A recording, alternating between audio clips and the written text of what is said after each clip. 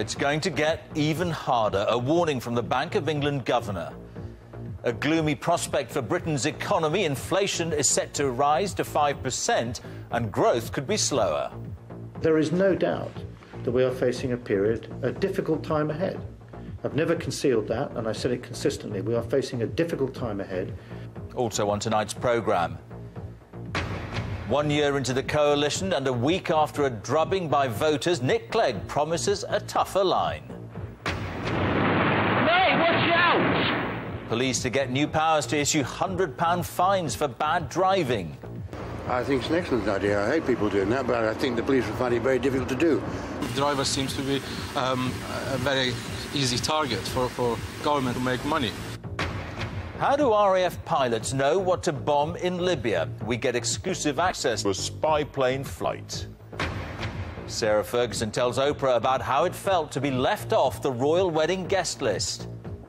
It was so difficult because I wanted to be there with my girls. And in Sports Day at 6:45 on the BBC News Channel, we'll look ahead to Celtic's game at Hearts tonight, a game they can't afford to lose, or Rangers will be champions.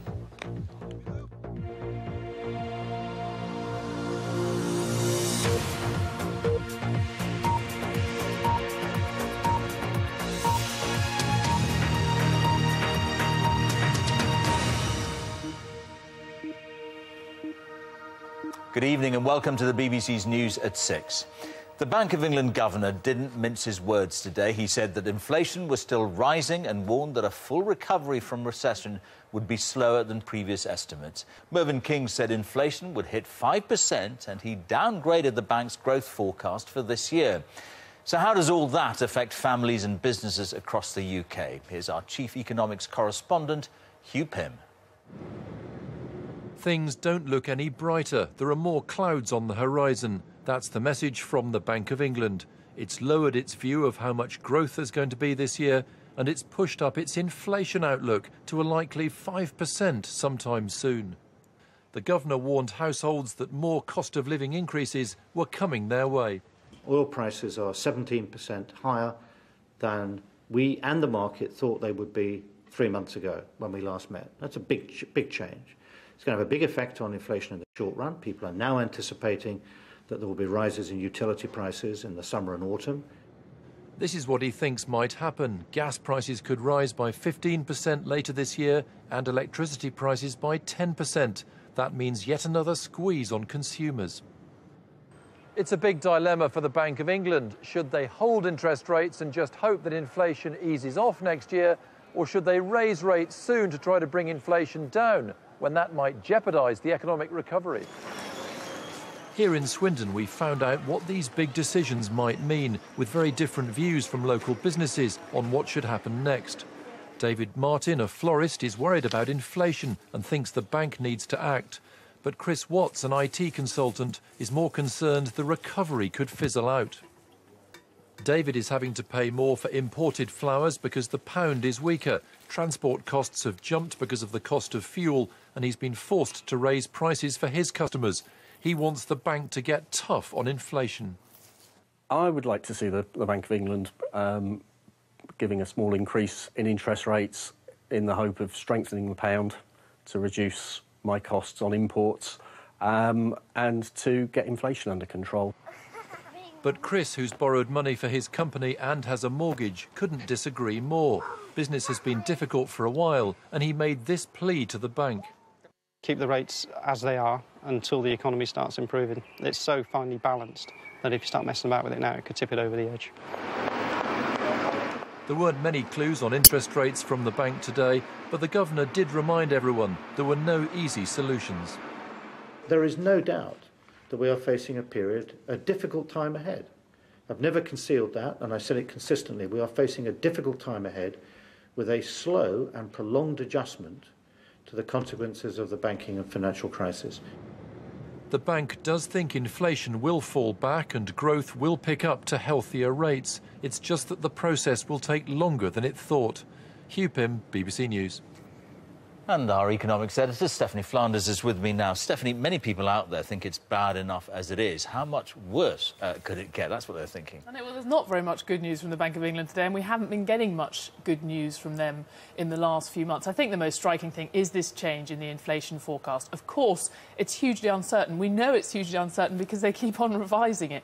But if this forecast is right, inflation, even in a year's time, could be in the region of 3%, well above the target, when they were hoping only a few months ago that it would be in the region of 2%, right on the target.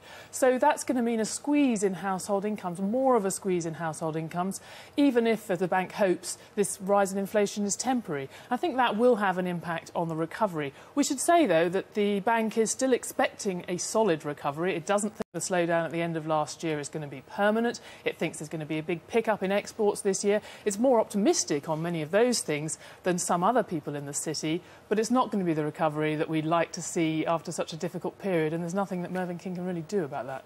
Stephanie, thank you very much. Thank you. 1 year on from the coalition and a week after his party was given a bashing in the local elections, Liberal Democrat leader Nick Clegg has promised to mark out his party's policies more clearly. But he told our political correspondent Laura Koonsberg that when it comes to the economy, it was right to stick with the coalition's plans for cuts. It's less than a minute's walk from Nick Clegg's grand office to David Cameron's next door. But a year in, it might feel too close for comfort. But does the neighbours' new relationship mean a new approach on the economy? The biggest problem of all. Every day of every week, you'll get different people making different forecasts.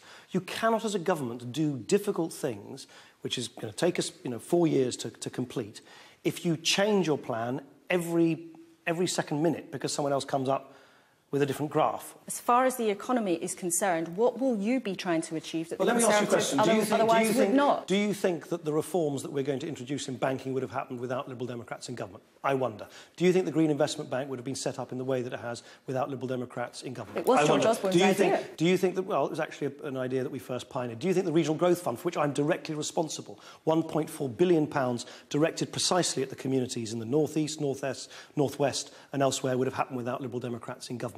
I doubt it. But while the coalition has made it to their first anniversary, there are some events that the Lib Dems might rather forget than celebrate. Raising tuition fees in England, leading to riots on the streets, signing up to big changes in the English health service, now being reviewed, crashing down in the vote to alter how we choose MPs, and a bruising campaign they'd rather not remember. And perhaps for Nick Clegg, whoever's in trouble, he is the punchline of the opposition's jokes. It's becoming a pattern with this, Prime Minister, Mr. Speaker, because this morning in the papers we see the Universities Minister being dumped on for his tuition fees policy. We see the School Secretary being dumped on for his free schools policy. And the poor Deputy Prime Minister, he just gets dumped on every day of the week. Nick Clegg tried to explain some of the misery to his activists today by saying some fear a return to the 1980s. In the years of the Thatcher government, whole communities were uprooted. Never again. If that was the case then, and that's the reason why your vote collapsed, was because people have fears about what happened in the past, why did Conservative support go up? Well, I think it is quite natural. If you are a Conservative voter, you are accustomed to the idea that Conservative parties in government cut public spending. It's kind of, it's what happens, but you're accustomed to it. You almost expect it. If you're a Liberal Democrat voter, you don't like it. I don't like it. Yesterday, David Cameron said, clear as day, I don't accept the idea that one party in the coalition moderates the other. Is he wrong? One party in a coalition clearly influences the other. Of course that is the case. So is he wrong? Well, look, again, I'm going to, if you don't mind, put it in my words and not sort of provide a running commentary on other people's words. Clearly in a coalition you have two distinct parties. I think what has happened, and I've sought to explain this, is that maybe for some people the distinctions, the different identities have almost sometimes been forgotten. But can Nick Clegg really put the coalition's early traumas behind him? He and we should know when the next anniversary comes around. Laura Koonsberg, BBC News. CCTV footage showing the last movements of the Surrey schoolgirl Millie Dowler has been shown to the jury in the trial of the man accused of murdering her. Levi Belfield, already a convicted killer, denies kidnap and murder and attempting to abduct another girl. Live now to Colette Macbeth, who's at the Old Bailey. Colette.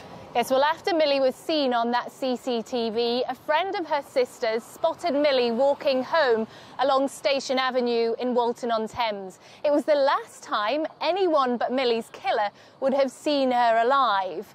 And at the time, it was right next to where Levi Belfield was living. These are the last images of 13-year-old Millie Dowler, leaving school for the final time, then at Walton-on-Thames train station. Moments later, as she made her way home along Station Avenue, she vanished, right on this man, Levi Belfield's doorstep. 2 days after Millie was abducted, he rushed through a move from this Walton-on-Thames flat. Strange behaviour, said the prosecution. His girlfriend also said he burnt their bed and their duvet and reported their red Daewoo Nexia stolen. Police believe he used it to dispose of Millie's body here at Yateley Heath in Hampshire and destroyed it because it linked him to her murder. It's never been found. Belfield, the court heard, acted in the same way when he murdered Marcia McDonnell the following year and Amélie Delagrange in 2004. Moving house, taking his family on holiday, all the time putting distance between himself and his crimes. The prosecution say they don't know why Millie was murdered, but it is their case that it was Belfield who cut short the life of a young girl who never made it home. Well, tomorrow the jury won't be here at the Old Bailey. They will be driven to Shepperton, where the prosecution say Levi Belfield tried to abduct another schoolgirl the day before they allege he took Millie Dowler. After that, they will be driven to Walton-on-Thames and the spot where Millie herself was last seen. George. Colette, thank you. Police are to be given new powers to fine careless drivers. Under the proposals for England, Scotland and Wales, officers could issue fines of at least £80 and put points on your licence without having to wait for a court case. But critics say cuts in police numbers could mean the new powers will not be enforced. Our transport correspondent Richard Scott reports. Every day on our roads there are incidents like this. The cyclist wasn't seriously hurt. It's an example of what might be considered careless driving. Undertaking and tailgating are others. At the moment, they're dealt with by the courts, but the government thinks it would be more efficient to let police hand out fixed penalty notices instead. We think that for low-level offences, there needs to be a swift process with fixed penalty notices. Often an alternative of education will be offered, leaving the courts and the police much freer to focus on the really serious offenders. The careless driving fixed penalty would carry a fine of at least £80, and drivers would also get 3 points on their licence. They'd still have the option, though, to contest the penalty in court. Driver seems to be a very easy target for government to make money. I think it's an excellent idea. I hate people doing that, but I think the police will find it very difficult to do. Practical execution of such a law will be a bit difficult. You can stand by a busy main road and see careless driving offences within a few minutes, but unless there are traffic police around to hand out the fixed penalty notices, many of the offences are still going to go unpunished, and traffic policing is just not a priority within police budgets. We went out with an ex-traffic police officer to spot potential examples of careless driving. So he's done an undertake on it. Now, as he moves back out into the middle lane, you'll notice the blue car coming in from the outside lane, and the two of them converge on the same bit of space. He's concerned that motorists in the worst cases of careless driving could get off lightly. The more serious offences may end up still being given tickets where really they were matters that should be perhaps before the court, and it'd be seen as a watering down of the process. The first fixed penalty notices for careless driving are expected next year. Richard Scott, BBC News.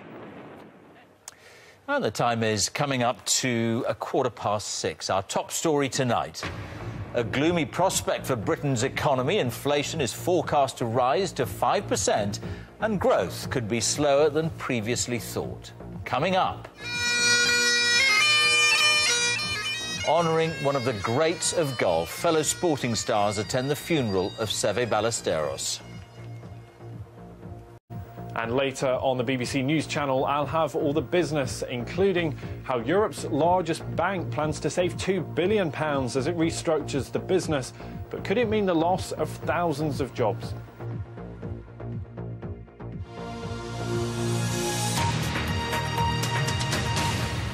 Thousands of people with disabilities have taken part in a protest at Westminster against welfare cuts. They claim that the proposed reforms of the benefit system, including the disability living allowance, will drive many more into poverty. Here's our social affairs correspondent, Alison Holt. They've travelled from different parts of the country. They're living with many different types of disability. Not too much to ask! What brings these protesters together is that they believe they're the hardest hit.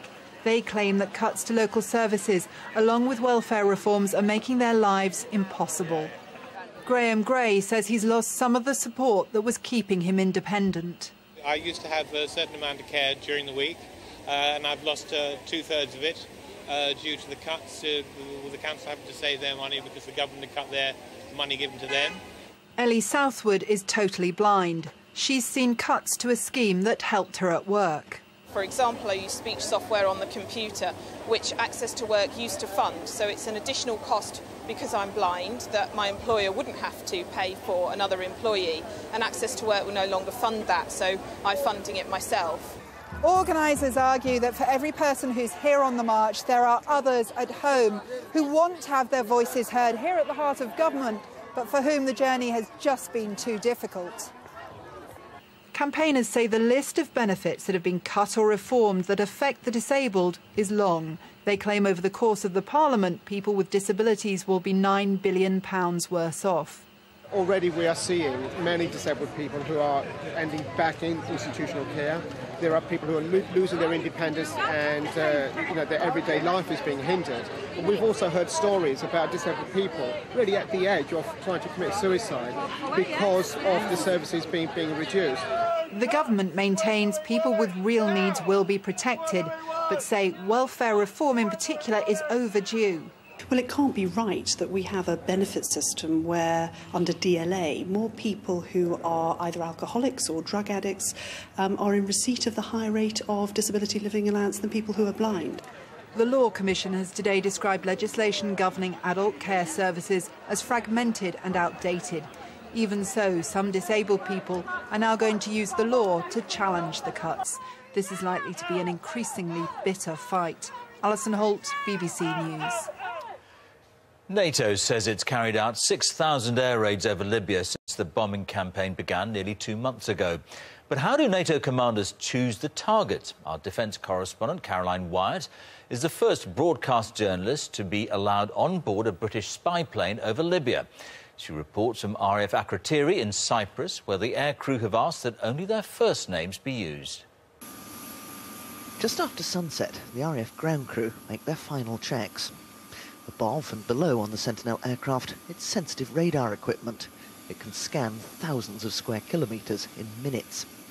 The aircrew's mission tonight, flying the skies over Libya. Rotate. Their job, to scan and build up a picture of what's happening on the ground. Intelligence passed on to NATO commanders, enforcing the no-fly zone. Gear up. This is the first time that a camera crew has been allowed to film on board the Sentinel R1 during an operational mission, this time over Libya. But there are still sensitivities, so we can't show you exactly what's on these screens here, and we can't give you too much detail about what they're looking at on this flight. The information they gain can then be used for choosing targets, or just as crucially, deciding what not to target. Yeah, when we get to Libya, we'll be using the radar, the sensor from this aircraft, looking for movements of vehicles trying to identify pro-Gaddafi forces over Libya in areas of the east of the country, so that we can build a greater picture of the movements of the forces, so that we can enable ourselves to, or the military, to take action against them. Below, the lights of Benghazi are clearly visible as the radar scans towns up and down the coast. In NATO, only the US and UK have the kit to do this job, and it doesn't come cheap. Sentinel, its radar and its support cost £1 billion over a decade. Tonight, it seems quiet on the ground, but the images sent back could still yield crucial information. In order to enforce the UN Resolution 1970, the no-fly zone, we absolutely must understand the environment that we're operating in, so we can see what's normal, we can see what normal civilian pattern of life looks like, and then things that change from that movement of pro-regime forces we can determine as being different from the normal, and we can therefore take action on that. These planes are due to be retired early to save money in 2015, a mere 8 years after they came into service. Yet the Sentinels and their crews are operating night and day over Libya and Afghanistan, providing vital information that can save lives in the air and on the ground. Caroline Wyatt, BBC News at RAF Akrotiri in Cyprus. And there are reports from Libya that rebels have taken control of Misrata airport. The city has been under siege by Colonel Gaddafi's forces for weeks, leaving it cut off from the outside world. Witnesses say the rebels captured the airport after a fierce battle with government troops overnight. The Scottish Parliament met today for the first time since the Scottish National Party's sweeping victory at the polls. Members elected last week were sworn in. The SNP will form Scotland's first majority administration. Our correspondent Glenn Campbell joins us from Holyrood. Everyone agrees this was a stunning victory for the SNP, but I suppose what's not so clear is what will change now. Well, one opposition member joked that Holyrood was starting to feel like a one-party state. Certainly on day one there's been laughter, there's been some excitement in an atmosphere that some members compared to their first day at school. 48 of the 129 MSPs are new this time around, and so they've been working out who's who and what's where. They've all managed to successfully take their seats, which required them to pledge allegiance to the Queen. They took their oaths, although some did so under Republican protest, with one crossing her fingers throughout. Alex Salmond, the SNP leader, prefaced his oath by saying his primary loyalty was to the people of Scotland. He now has a majority of the seats here at Holyrood, an inbuilt majority on all the committees, and as of today, one of his own, an SNP member, elected to chair proceedings, although she says so that she will do so independently. But Alex Salmond has said that he doesn't have a monopoly on wisdom. He does, though, have a near monopoly on power, and he says that he'll use that in the next 5 years to wrest more financial powers from Westminster, to introduce a minimum price for alcohol in Scotland, and in time to hold a referendum on Scottish independence. George. All right, Glenn, thank you very much. People hoping to watch the London 2012 Paralympics will be able to buy tickets from £5 for children and pensioners. Organisers say more than half of the 2 million tickets will cost £10 or less. And applications open in September. Stars from the world of golf honoured one of their own today, the legendary Seve Ballesteros, whose funeral took place in Spain. A procession to his local church in Pedreña included Ryder Cup captains Nick Faldo, Colin Montgomerie and Sam Torrance. Ballesteros died on Saturday, 3 years after being diagnosed with a brain tumour. Andy Swiss reports. In the tiny village where he first picked up a golf club, the fondest farewell to a sporting legend. Seve Ballesteros' family and friends were joined by some of the most famous names in golf and hundreds of people lining the streets to remember a man whose career and charisma enthralled the world. You think he enjoyed that one? A photo of that famous 1984 Open win alongside the urn. Underneath, the tools with which he conjured so many unlikely escapes. Ballesteros had asked for a simple ceremony, but his celebrity made that difficult. Hundreds of fans watched outside on giant screens. For all those involved, a day of raw emotion. I think the whole atmosphere, the whole village is sad. You know, you see their faces, so it's. I'm delighted I've come to see it. Beautiful send-off for him. But, he was so young. And a great man. A private family ceremony followed, but there was still time for one final standing ovation. A suitable send-off for one of sport's greatest entertainers. Andy Swiss, BBC News. The Duchess of York, Sarah Ferguson, has appeared on American TV to talk about being left off the guest list for last month's royal wedding. She told the Oprah Winfrey Show that it was difficult because she'd wanted to be there with her daughters. Our royal correspondent Daniela Ralph reports. Her daughters were there, cousins to the royal groom, alongside her former husband. But for the Duchess of York, no place in the Abbey. And she told Oprah Winfrey of her pain at not being there. How hurtful was it to not be invited? It was so difficult because I wanted to be there with my girls and to be getting them dressed and to go as a family. And also, it was so hard because the last bride up that aisle was me. When Andrew went with the girls, we were talking all morning, and he was saying, it's okay, just remember we had such a good day, our wedding was so perfect, and, you know, because we're such a unit together. There's been no comment from St James's Palace on the lack of invitation, but this won't have helped.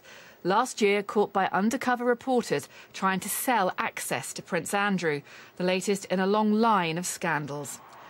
During the interview, the Duchess also spoke of Prince William's mother and gave her own take on what she would have made of the wedding. I sort of really love the feeling that sort of Diana and I, we both weren't there, but I was there. I'm here to say how proud she would have been. And Kate looked utterly beautiful. The Oprah appearance, also a source of income for the financially strapped Duchess. She's about to star in her own show on Oprah's TV network. It's called Finding Sarah. Daniela Ralph, BBC News. All right, it's time for the weather now with John Hammond. What's the latest? What have you got?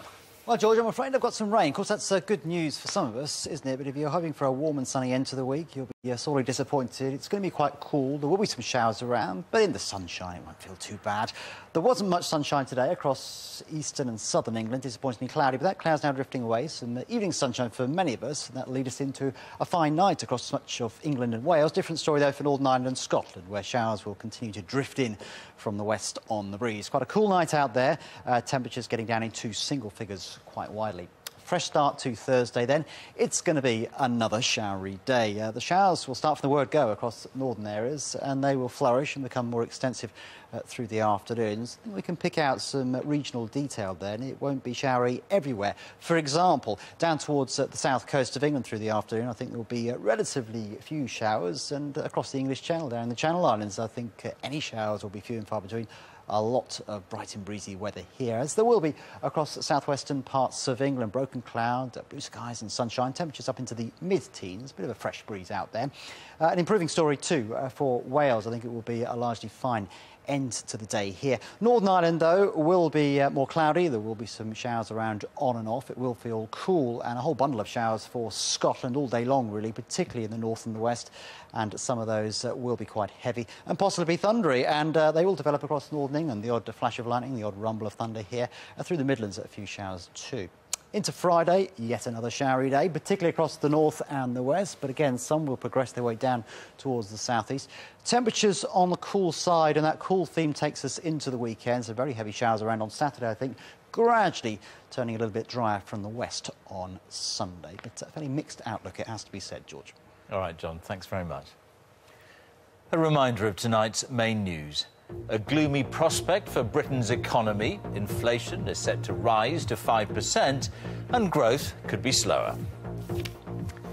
It's nearly 6:30. Stay with us. It's time to join the BBC's news teams where you are. Goodbye.